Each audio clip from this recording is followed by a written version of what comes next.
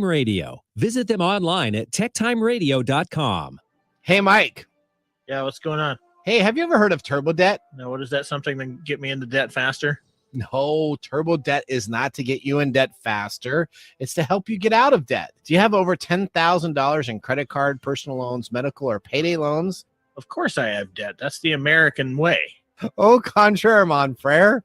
Turbo debt will give you the option to break the debt cycle and start putting money in your pocket. That's awesome. Over 70% of Americans die with credit card debt. Do not let this happen to you. Turbo debt will give you an option to break the debt cycle and start putting money in your pocket. That's awesome. If you have over $10,000 in credit card debt and personal loans, medical or payday loans, they can help. Go to turbodebt.com/techtime. Again, that's turbodebt.com/techtime, all capitalized, for a free consultation today. Turbo Debt is a proud sponsor of this week's episode of Tech Time Radio. Broadcasting across the nation from the East Coast to the West, keeping you up to date on technology while enjoying a little whiskey on the side, with leading-edge topics, along with special guests, to navigate technology in a segmented, stylized radio program. The information that will make you go, Pull up a seat, raise a glass with our hosts as we spend the next hour talking about technology for the common person. Welcome to Tech Time Radio with Nathan Mumm. Well, welcome to Tech Time with Nathan Mumm, the show that makes you go, Technology News of the Week, the show for the everyday person talking about technology, broadcasting across the nation with insightful segments on subjects weeks ahead of the mainstream media. We welcome our radio audience of 35 million listeners to an hour of insightful technology news. Each week, our show covers the weekly top technology subjects without any political agenda. We verify the facts, and we do it with a sense of humor in less than 60 minutes. And of course, with a little whiskey on the side. We live stream, of course, during the show on 5 of the most popular platforms, including YouTube, Twitch.tv, Twitter, Facebook, and LinkedIn. We encourage you to visit us online at techtimeradio.com. Again, that's techtimeradio.com.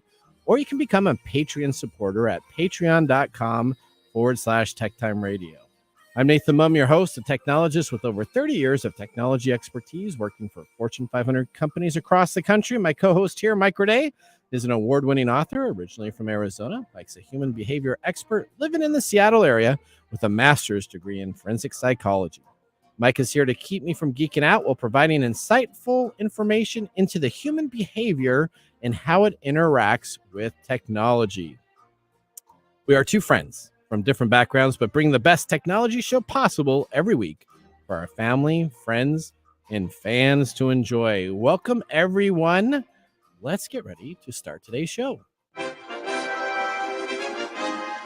Now on today's show. All right, today on the show, the godfather of AI leaves Google amid ethical concerns about how AI is being taken care of at Google. We have some inside information that we're going to be talking about that.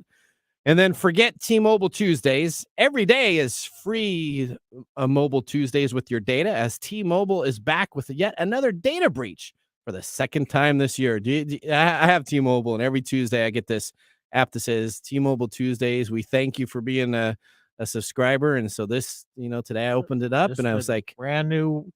You just got to visit the office. Yeah, when you're coming up here. Yeah, well, I'm like, great. My data's out there again for more people to see. And then Twitter is like a roller coaster. We're going to explain why. I don't know if we need to explain. Well, that's my analogy. We're going to explain why. And then finally, we have our segment, Two Truths and a Lie. So I have 3 headlines ripped from the world of technology that will make you go, And we're going to have Mike and Odie play and see if they can figure out which one of those is incorrect and which one of those 2 articles are correct. All right. In addition, we have our standard features, of course. Mike's mesmerizing moment, This Week in Technology, and a possible Nathan Nugget. My Nathan Nugget today is good, so we'll get some time to get to that. So it's a little rant time. I know it's good. Well, because it is. It's called Nathan's rant time. That's what it should be. Yeah. Family Guys, grind your gears. There you go. As always, we have our pick of the day whiskey tastings during our commercials to see if our selected whiskey pick of the day gets 0, 1, or 2 thumbs up at the end of the show. So sit back, raise a glass, and welcome to Tech Time with Nathan Mumm. Now it's time for the latest headlines in the world of technology. Here are our top technology stories of the week. All right. Story number 1. The godfather of AI leaves Google amid ethical concerns. All right. We're going to go right now to play our audio to talk a little bit more about the story. The godfather of artificial intelligence has quit his job at Google, warning of the dangers of AI. Dr. Geoffrey Hinton's pioneering research on deep learning and neural networks has paved the way for current AI systems like ChatGPT. In a lengthy interview with the New York Times, Dr. Hinton said he now regretted his work and is worried that AI technology will flood the internet with misinformation. The kind of intelligence we're developing is very different from the intelligence we have. We're biological systems, and these are digital systems. And the big difference is that with digital systems, you have many copies of the same set of weights, the same model of the world. And all these copies can learn separately, but share their knowledge instantly. So it's as if you had 10,000 people, and whenever one person learned something, everybody automatically knew it. Google responded in a statement saying, "We remain committed to a responsible approach to AI." All right. But is there a responsible So I got some inside information into Google. All right. What is it? So Geoffrey Hinton, he had a large division that reported to him at Google, and he was kind of this savant of knowledge for AI. So all these people had different direct managers, but Google had a 10-article, what do you call it, like a thesis or some type of statement of this is what we're going to use for AI, and this is what we're going to follow as we develop AI here at Google. Like a roadmap? Kind of like a roadmap, but kind of like rules. Kind of like rules. roadmap? Yeah, kind of like an ethical roadmap. Okay. Here's the rules. Number 1, we're not going to do this. Number 2, we're not going to do this. Number 3, we're not going to do this. And this is a part Geoffrey Hinton worked a lot on creating these rules. His whole group did this. Now, Google is in a battle with Microsoft for the new web interface, as we call Web 2.0. And they are losing. Bard is nowhere near ready to be released to the market as ChatGPT has. And so Google's under extreme pressure. Now, Geoffrey was not planning to retire. This is not like he was already going to be sunset in this month and he was going to have this taken care of. This is a sudden reaction to a bunch of changes that are going on in Google right now, of having to compete against Microsoft's ChatGPT. Well, didn't he? Wasn't he working on ChatGPT at one point? No. So he has worked on AI specifically with Google to compete against ChatGPT. So he was working to compete, but he's worked in the environment of AI learning and this process of learning of what we have for over 15 years. So he's a clear leader in this area. And his big concern is not that it's going to have an immediate effect on this drudge work of people, but that it's outright going to replace people's jobs with incorrect information. I know. Really? Yeah, that's what he's. I wonder where I heard that before. Well, so it's kind of so he kind of.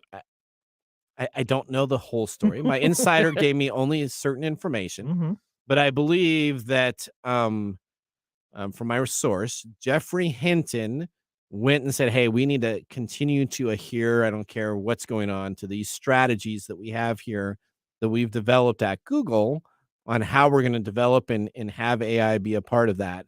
And senior management is looking after their bottom line and money. And they have decided to change the playbook on how they're going to compete specifically with AI. What a surprise. So money kind of wins out over... Money always wins. Right. So what's your feeling on this, Mike? What's my feeling on which part? Of somebody quitting. So he must have had an ethical dilemma. He probably has plenty of money. I think it's great. I think it's great that he's sticking to his ethical guidelines. Okay. The problem I have is that it's the same thing with Oppenheimer when he worked on the atomic bomb. Yeah. Right. They developed this information or this process or whatever it is, and they know ahead of time there's a problem because it can be used for nefarious purposes or whatever. And it's great that he's taking a moral stance about it now, but what happened? Where was that moral stance 15 years ago Well, when they started developing this idea? well, I think Now that that's- Google probably adhered everything to it until probably the last month or two, Well, right? That sounds like that's a plausible idea that here Microsoft has gotten a hold of this popular AI chatbot and is now kicking the crap out of them in this realm. And so, yeah, it makes perfect sense that money grubbing people that are in charge would be like, oh, look, all we need to do is get rid of these ethical concerns, and then we can do this and this and this. We've talked about this on several Episodes. fronts. Yep. You know, it's the same thing with genetic development and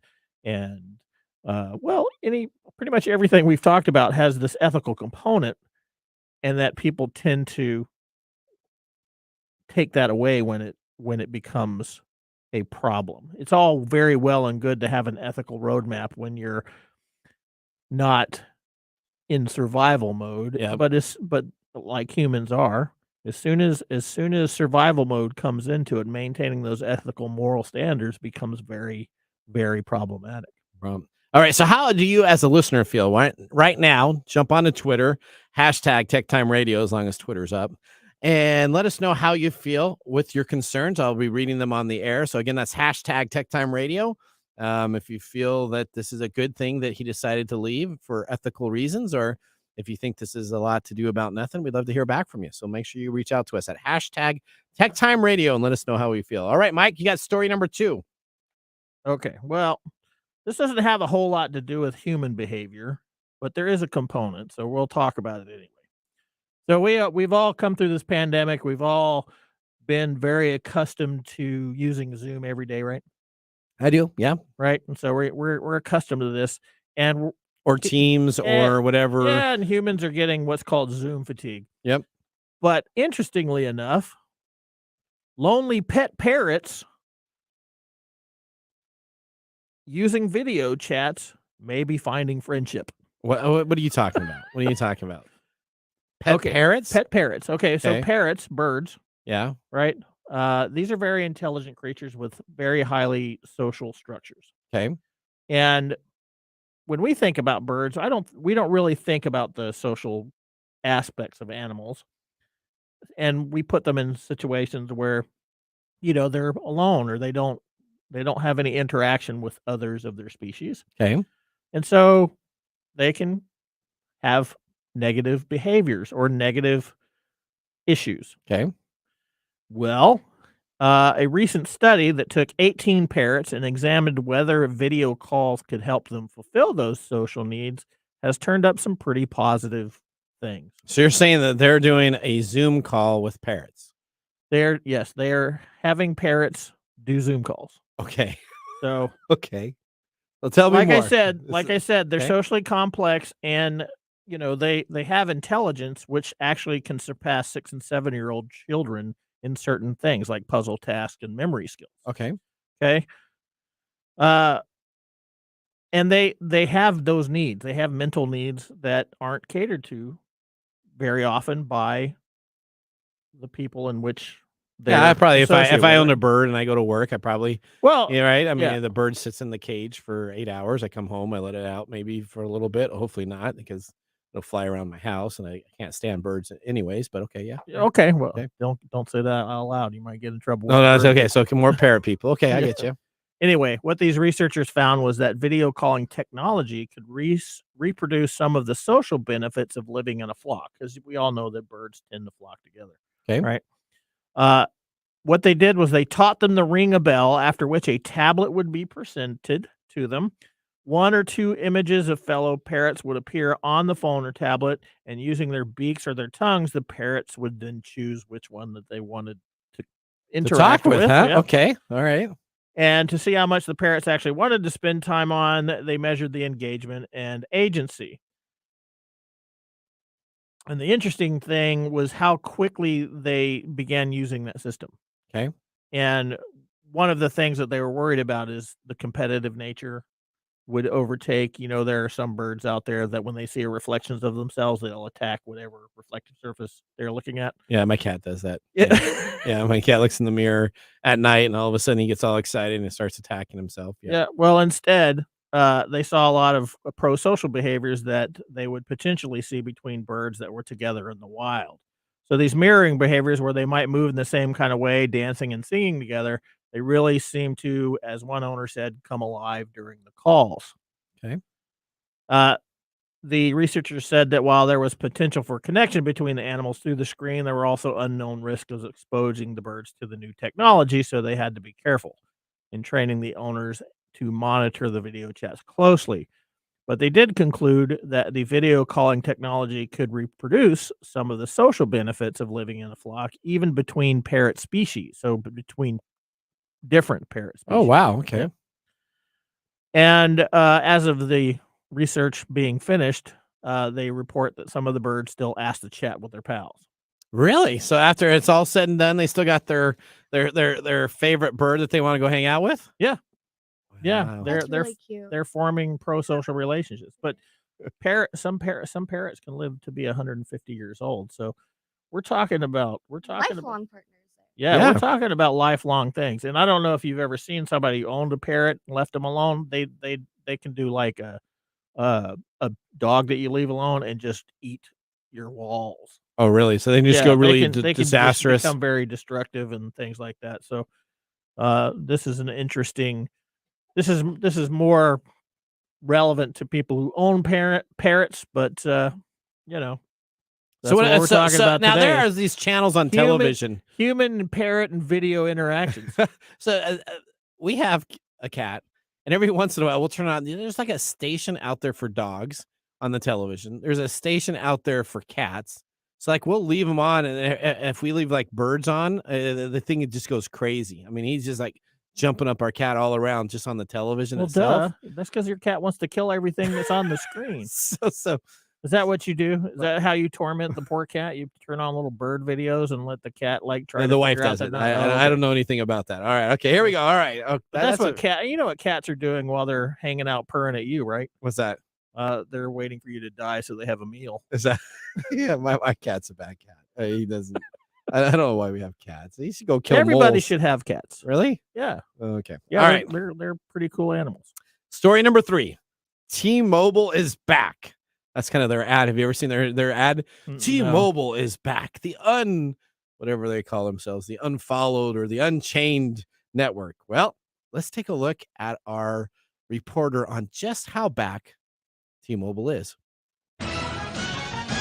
T-Mobile has officially disclosed a second data breach. They discovered that attackers had gained access to personal information of many customers.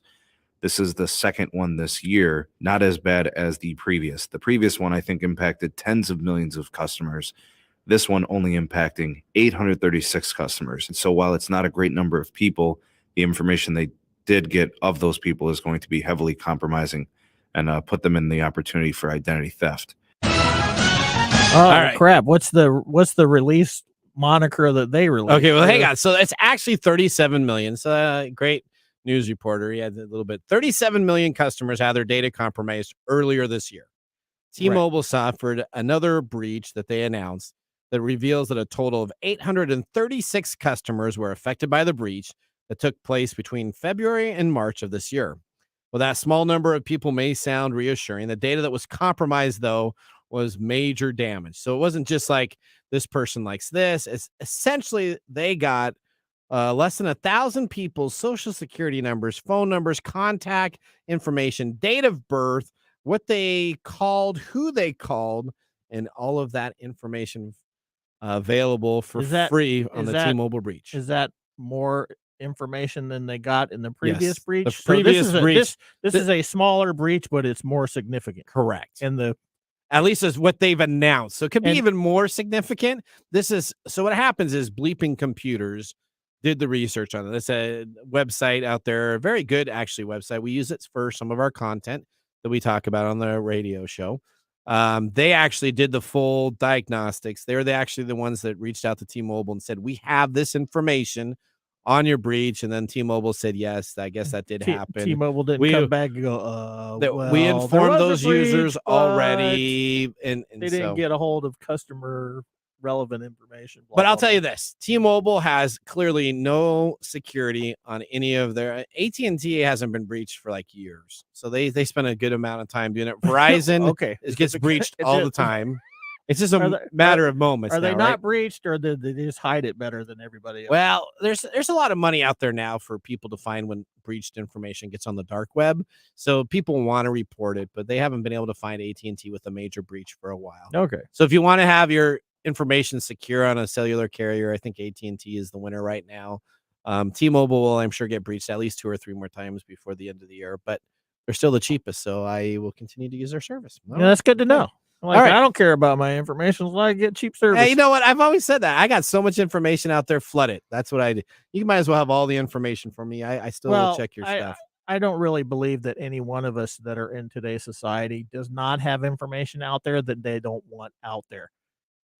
Somebody has our information. Correct. And it doesn't matter who says they don't. Whether it's our state, whether it's our country, whether it's another country, there's information out there. There's a profile of Nathan somewhere with a bunch of information, and there's a microday profile. It's good. It's good to know that that's what we got. That, all right, it's just a big ocean of everybody's information. Yeah, just hey, I guess you pay for quality, and you have to pay for service. If you pay for cheap phone service, this is you're gonna get breached. This is a really good plug for unplugging the internet. Unplugging the internet and going back to writing checks. You know what? And check fraud. If we just didn't have this thing called the internet, maybe we'll be talking about that a little bit later today. Maybe. All right. Well, that ends our top technology stories of the week. Moving on, we have a long time segment after the commercial breaks, which is 2 truths and a lie. I have 3 articles here that Mike and Odie have not seen. They're not allowed to now Google as if we go into this commercial break on any of the information. They're going to have to decide which of these 3 stories are true. 2 of them are true, and which one's a lie. So we'll see after the break. You're listening to Tech Time with Nathan Mumm. See you in a bit.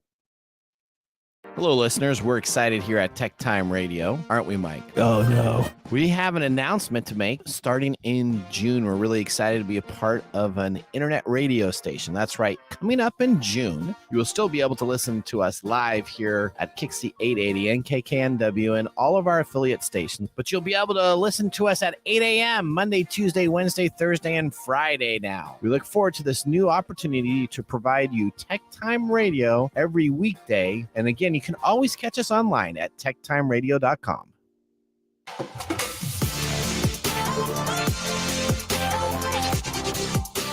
Welcome back to Tech Time with Nathan Mumm. Tech Time is a weekly hour technology show that talks about current technology in a simple format without having to geek out. Brought to you by myself, Nathan Mumm, and Mike Day.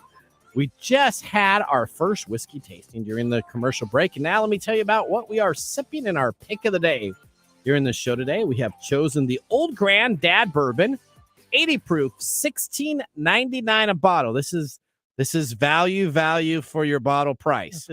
This is Nathan.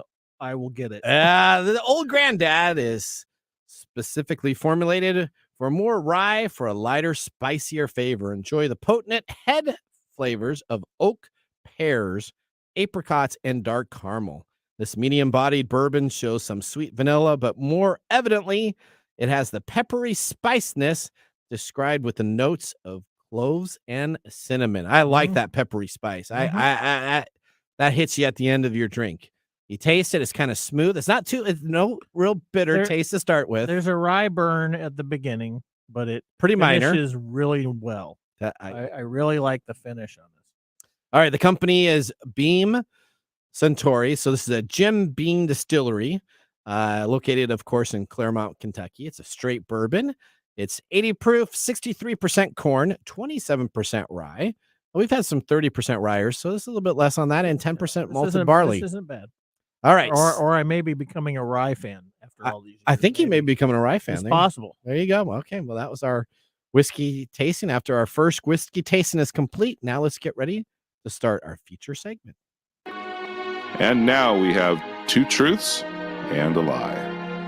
All right. For those that do not know how this game plays, this essentially is a game in the studio. So we had a lot of stories that I was very interested in this week. Mm-hmm. Last week, Mike did a fantastic job hosting the show. I was at a security conference in Florida, and so you hosted the show. Where all those nerds were like throwing down and stuff. No, we were all getting excited about geeky little nerdy stuff. So let me just tell you about that. Technology brawling. So we had a bunch of articles that came up. I sent myself a whole bunch. So the way to get these articles in here is these are all articles that could be very close to being true, but one of these is not true. One of these titles may be correct, but the information in there is not. So I'm going to give you the titles first. Okay. Then I'm going to read to you the articles, and then you're going to tell me which one you think is a truth, or what you want to choose the lie. So the truth, you can pick the two that you think are true. That's great. But you really want to tell me which one you think a lie is. If I can fool both of you, I get a point. And since we started in 2003, this is the first one we've done. So I'll be the winner. If you get the lie correctly, then you can be the winner. And if you and Odie both get it correctly, then you can both be a winner, or Odie could be a winner. So here we go. You can elbow drop them in the hallway. Number one heading. Lego recreated a VHS copy of The Little Mermaid. Headline number 2. ChatGPT becomes a legal minister. Number 3. Apple and Google band together to stop AirTag stalking. Okay. So here we go. Here's the logo. Lego recreated a VHS copy of The Little Mermaid. Lego's Disney villain icons doesn't officially release until June 1st, but is available for pre-order right now from the Lego website for $130.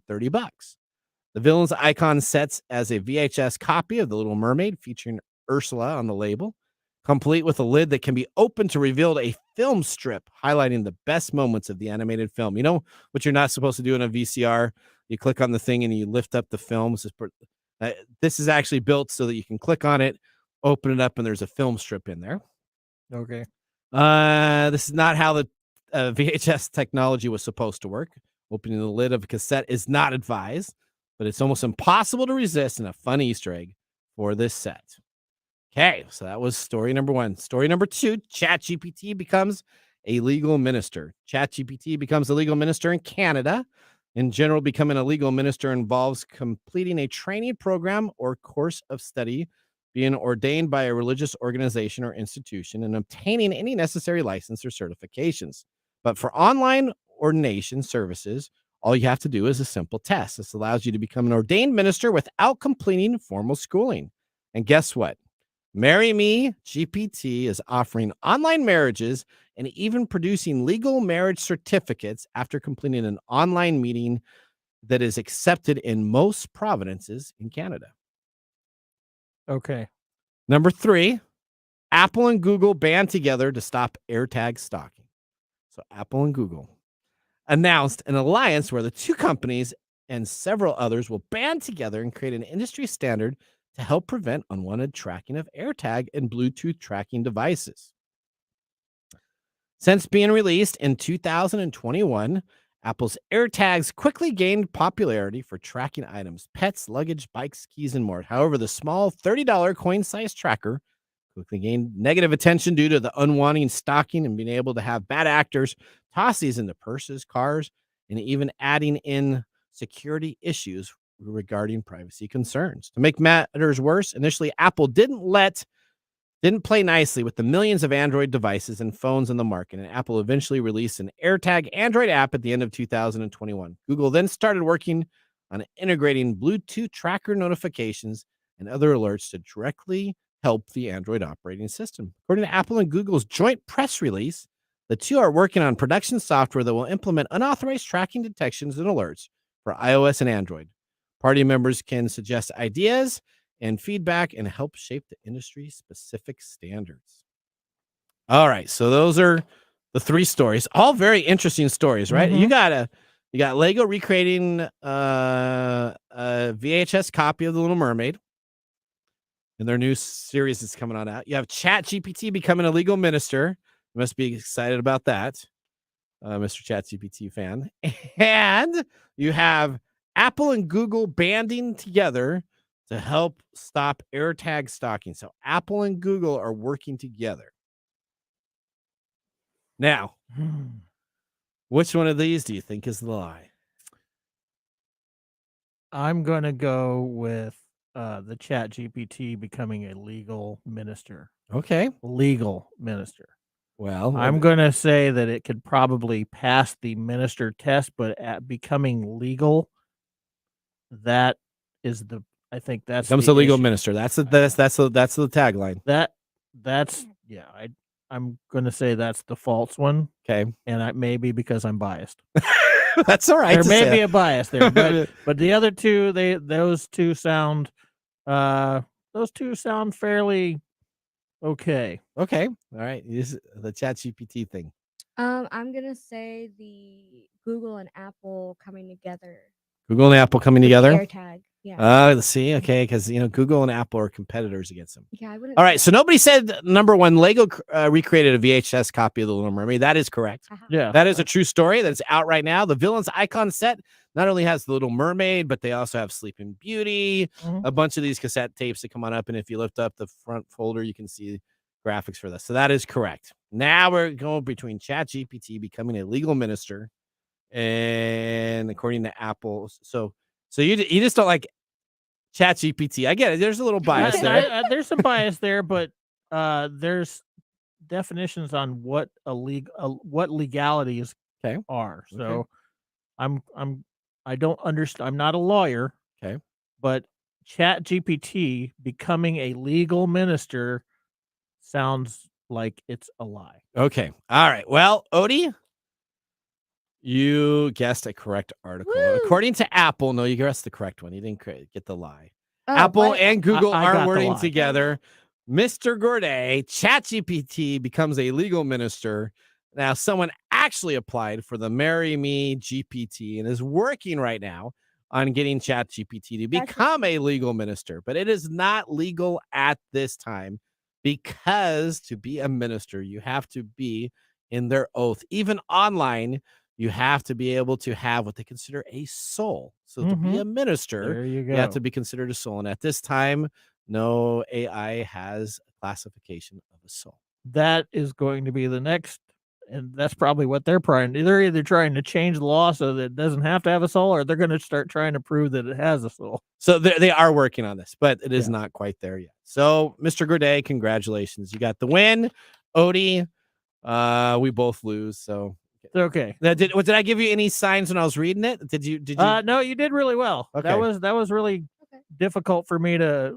Of course, I'm watching you from the side now. Yeah. I'm not watching you across the table anymore. okay. That one was more difficult. Probably because that story is so close to being true. Because the guy is working on it right now. It wasn't really difficult. It was just easy to change the title to be official instead of working on it at this time. So yeah. Well, like I said, I'm pretty sure the ChatGPT can pass the test, but legally it has to meet legal standards and.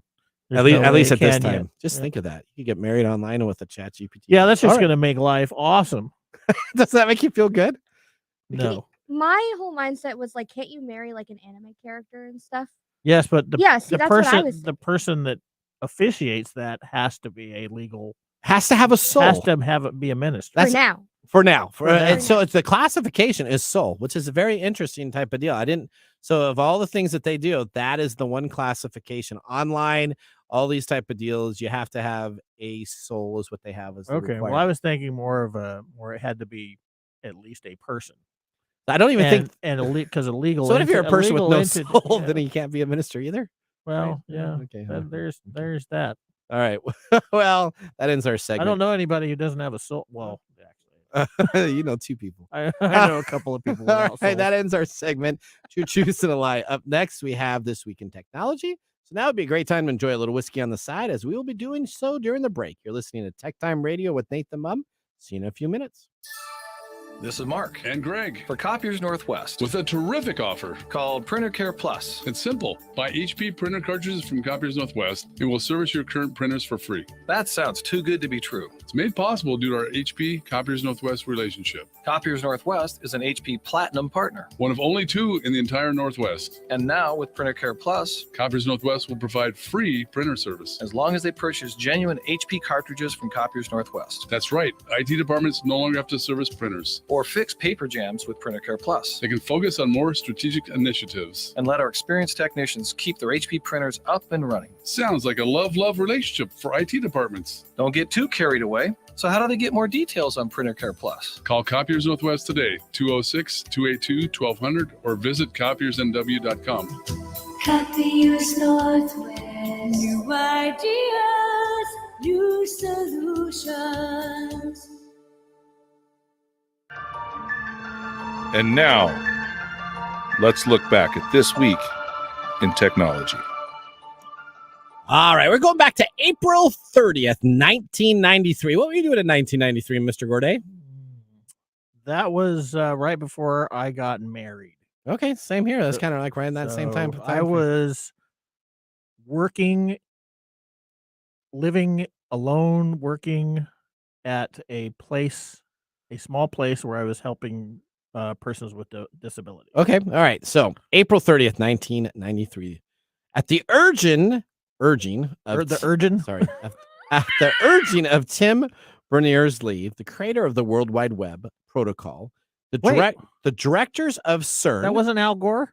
Well, hang on. No, you're gonna learn about it. Releases the source code of the World Wide Web into public domain, making it freely available to anyone without licensing fees. The decision to make the World Wide Web software and protocols freely available is considered by some now as the single most important moment in history. Specifically with the internet, in fact, some historians mark it as the birth of the web. The web made it simple for anyone to navigate to the internet. All users had to do is launch a program called a browser, type in a URL, and hit return.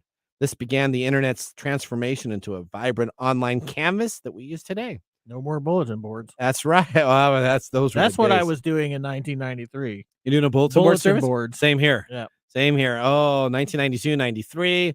Bulletin board services. My phone would ring. I had 2 lines into my house. It was perfect. Well, with that, anyone now could build their own website with pictures, videos, and sound. They could even send visitors to other sites using hyperlinked words or phrases underlined in blue. This became one of the web's most game-changing features, putting different corners of our digital knowledge base at the click of a mouse. No patents, no fees. The World Wide Web was the brainchild of Tim, a 37-year-old researcher at the physics labs in Switzerland at the company called CERN, which is now known to be doing a bunch of medical advancements for the company still to this day, who says, let's make this free for everyone to use. Just think if CERN you didn't mention Al at all. I didn't mention Al Gore. I thought Al made the internet. No, Al Gore did not make the internet. And you know what? I bet you he wishes that comment never was done. Otherwise, he probably would have been president. Yes, I'm sure he's probably kicking himself in the. Well, especially after today, if he hears that, we might get a call from him. That's right. That might get upset at us for talking. It is Tim and the research that they did at CERN that's absolutely created the web. Well, that was This Week in Technology. If you ever wanted to watch some tech time history with over 2 years, actually it needs to be 3 years now, of video podcasts and blog information, you can now visit techtimeradio.com to watch our older shows or join the Tech Timers Facebook group to talk with us live all the time. And again, hashtag TechTime Radio on if you want to provide us feedback on what you think regarding the AI sudden decision by Google AI Master to step down for ethical reasons. We're going to take a commercial break here. When we return, we have the Mark Mumble Whiskey Review, our technology fail, along with a Nathan Nugget. We'll see you after the break. Hello, my name is Arthur, and my life's work is connecting people with coffee. Story Coffee is a small batch specialty coffee company that uses technology to connect people to each product resource, which allows farmers to unlock their economic freedom. Try our Medium Roast Founder Series coffee, which is an exotic bourbon variety that is smooth, fresh, and elegant at storycoffee.com. That's STORI coffee.com. Today you can get your first bag free when you subscribe at storycoffee.com with code TechTime. That's STORI coffee.com. The segment we've been waiting all week for, Mark's Whiskey Mumble.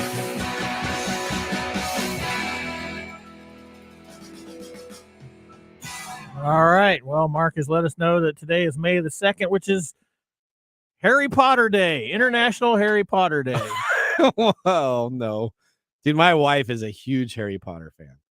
Oh, is today the day they go back into the bringing down the mic? Is that today that they go through? What's so significant about today?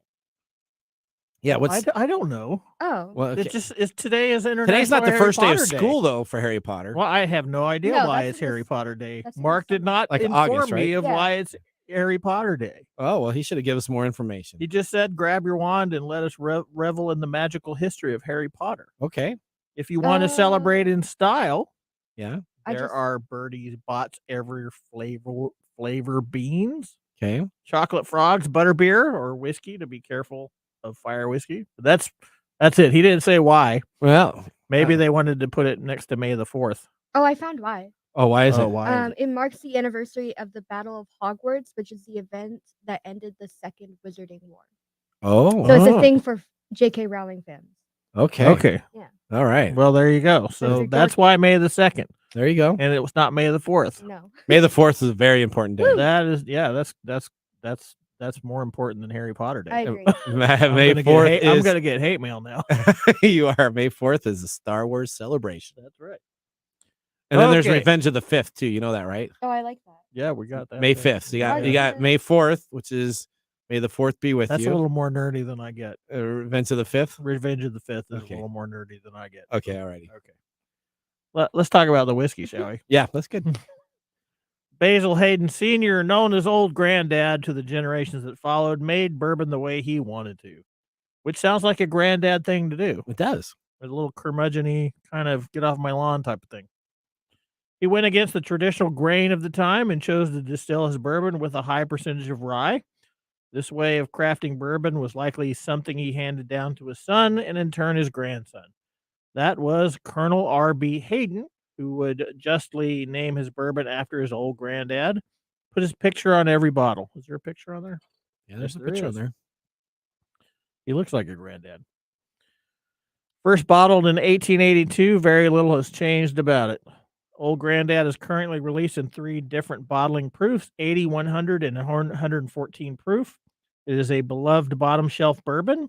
You are just a beloved Nathan bourbon. It is I have never tried it before, but I'm very excited that this is a under $20 bourbon I really like. Yeah. Well, if you are just getting into bourbon and love the rye spice, this is a great starter. Otherwise, bourbon drinks avoid this and lean towards the 100 proof, with the 114 proof being Mark's picking on his bar. So he likes the So he's got the 100. he's got the good stuff. He's got the good stuff. He's got the higher shelf, the higher price, the higher proof. I think it's like $79 or $89 that bottle. I was looking online and I'm like, wow, this is expensive. And then I was like, oh no, that's the higher proof. Well, that version. makes sense for his bar. Yeah.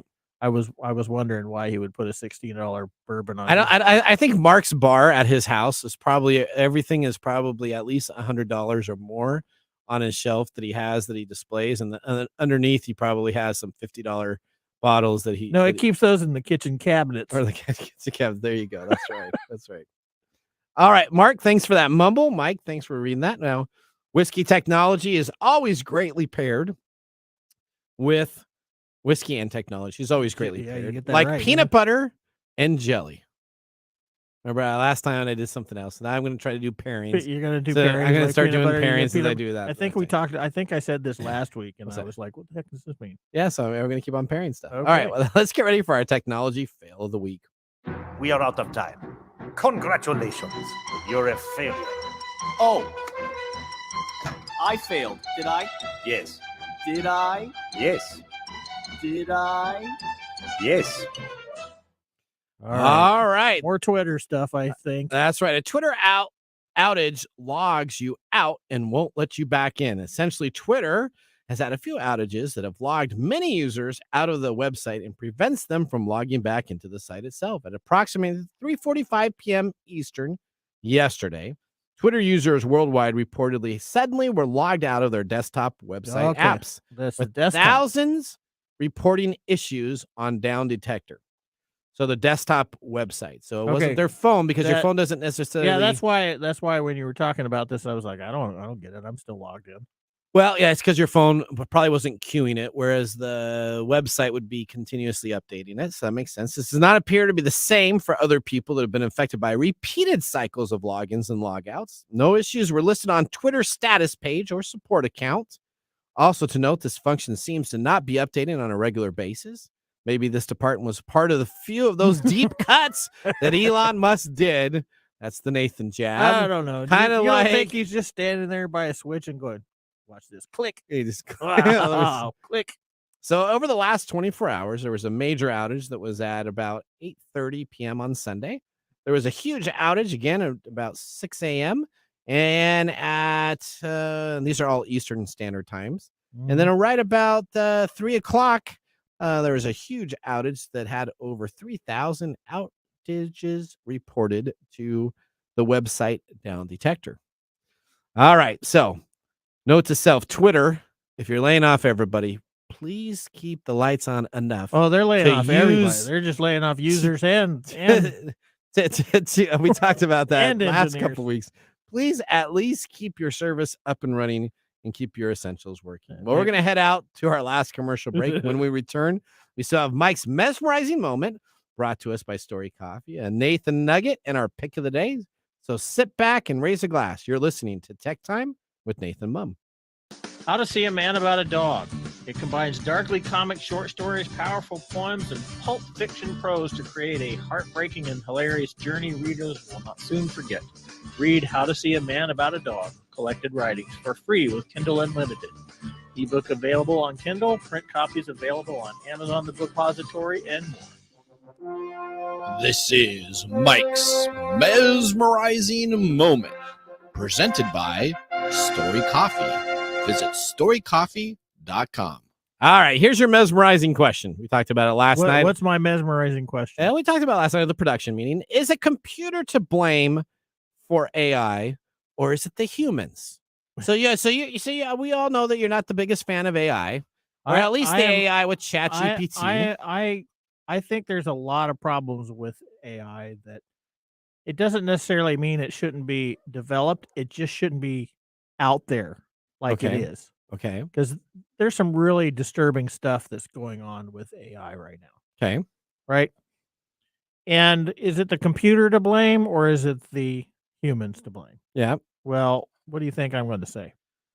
Well, I think you're going to say humans, but I actually think a little bit of it has to do with the computer. If you can listen to the AI expert that just left Google, it's that he said the problem is the data set of these computers, instead of having you to learn, it's like kind of the Matrix scenario, right? Instead of you having to learn how to do boxing, and when you're in the Matrix, you're plugged into it, you just have it go through you, boom, everybody knows how to do this. So I think it's the computer issue. Okay, now I can see where you would think that, but the reality of it is that's sort of a what would you say? It's sort of a platform for getting the data set. The computer is the platform for getting the data set, because these AI are integrating with other human inputted information. So all this information that's in the computer system is input by people. Yeah. The first problem is that humans create the algorithms for the AI. Okay. And the problem with that is that humans do not understand human behavior as much as we really would like to believe we do. Even I don't understand human behavior as much as I could. Okay. And I've been studying it for a long time. Okay. We don't understand the vagaries of how humans do certain things. We still don't even know how the brain works or why dreams exist. But we are assuming that there is some simple way that we can translate this into a mechanical language. Okay. The second piece to this is that the problem that we talked about earlier is that this AI system gathers data and instantly from different points around the world and instantly updates its learning, right? Yep. So that means that if you're talking to the chat bot, and what does everybody do with the chatbot?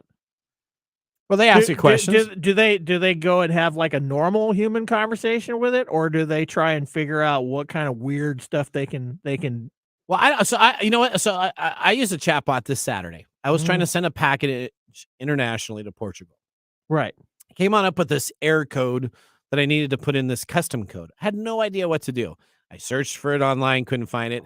I literally went to ChatGPT on Bing, typed in, explain to me what this is, and it actually explained where I could go to find it on the government website, United States Customs, where to go, what to look it up, and I actually got my information. I just asked it like a regular person. Yeah, so you're basically querying a giant database with this question. It wasn't a question about morality, or even intelligence. It was, hey, can you find this information? So it's like accessing a giant library, which I think is what's awesome about AI. Okay. The problem is when we start talking about those inconsequential, or not inconsequential, but those difficult to explain things like, what is morality? Okay. Okay. Isn't that something? Why would I, as a person, go to a computer and type in a morality question to a computer? Because that's what we're going to be doing when you interact with the Chat GPT, just to see if it's like when we talked about the Google engineer that thought the AI was self-aware. Yeah. That guy is entering into a realm in which the human interaction wants to believe certain things. And because the Chat GPT thing is giving him back the information he's searching for, he's automatically coming up with these conclusions that, oh my God, this thing is real. When the Chat GPT thing is simply scraping information and running it through its diagnostic or its algorithms and saying, oh yeah, this is how I should respond to this. So what we know here is that if an AI can tell you all this stuff about how to get out of a speeding ticket, but it's also talking about taking over the world and killing every human on it. So that's the problem. It doesn't. So it's the humans' fault that we created it and put the algorithms. Humans created the algorithm, and then the problem with that is that they can't create something which they don't have limitations about. So it's very limited on how it works, based on the person that's doing it. And I guarantee you that the person who's creating the algorithm is not somebody who understands psychology per se. Okay. That makes sense. It doesn't mean that they don't have an understanding of it. It's just that even we're still trying to figure out ourselves. That's mean, you're just ourselves is a big mess. Yeah. And you know what? When I was 30, I knew everything, and now I'm in my 50s and I know nothing. Yeah, the older I get, the less I know. That's So, right. But that's the problem. I think the computer is simply the platform in which this information is problematic, and it starts with the human proclivity for trying to make this is where the problem starts. All right, let's move to our nugget of the week. This is your nugget of the week. All right, so this is your gear grinding. Yeah, so Wikipedia. So the European Union has this big deal where they want everybody to come up with an age verification process. It's a part of the online safety bill. Mm-hmm. Wikipedia says, forget it. We're not going to do it. Okay. Rebecca McKinnon of Wikipedia's foundation, which supports the website, says it would violate our commitment to collect minimal data about our readers and contributors. A senior figure in the UK fears the site could be blocked as a result, but the government says only services posing the highest risk to children will need age verification. So this is the first company. This is Wikipedia saying no. We're not going to check ages because anybody should be able to access the information that we got. That's correct. Okay. And we're not going to continue to the European Union's standard where any application that tells information that they have in the European Union mandate that they all have age verification. They're kind of giving the European Union kind of a middle finger in the nice way by saying against this. I'm totally for it. This is essentially information that should be there. We can't have always these government entities coming up with it's great that they come up with some policies and practices, but this is a perfect example of a nice way of saying, forget you in your policies. We're available for everybody. Yeah, we're not going to do that. I was talking about earlier. This sort of echoes back to what is morality and who gets to determine what morality is. Yeah. The foundation says that they will not comply because that will make their moderators of articles that are volunteers have to log in and provide information that they do not want. Yeah. Okay. All right. Let's go to our pick of the day. And now our pick of the day for our whiskey tastings. Let's see what bubbles to the top. Old Granddad Bourbon, 80 proof, $16.99. You giving it a thumbs up or thumbs down, Mr. Gorday? Getting a thumbs up from me. Thumbs up. I'm giving it a thumbs up also. Odie, what'd you think? Thumbs up. Thumbs up. Even though you were choking through the whole Well, that's episode? because I choked it down. She So did- I'm not gonna. Somebody needs to tell me. She took a shot. She just, I don't know. She's slammed- Jägermeister she slammed everything. it. She does that She's with like, every drink we blam! do. Yeah. Like I'm a youngin', so let me see Yeah, what I can do. Bam, All when right. she's over there choking the whole segment. Thank you very much. Hopefully you enjoyed our show. Make sure you visit us and give us a 5-star review. Remember, the science of tomorrow starts with the technology of today. Bye-bye. Thanks for joining us on Tech Time Radio. We hope that you had a chance to have that moment today in technology. The fun doesn't stop there. We recommend that you go to techtimeradio.com and join our fan list for the most important aspect of staying connected and winning some really great monthly prizes. We also have a few other ways to stay connected, including subscribing to our podcast on any podcast service, from Apple to Google and everything in between. We're also on YouTube, so check us out on youtube.com/techtimeradio, all one word. We hope you enjoyed the show as much as we did making it for you. From all of us at Tech Time Radio, remember, Mumm's the word. Have a safe and fantastic week.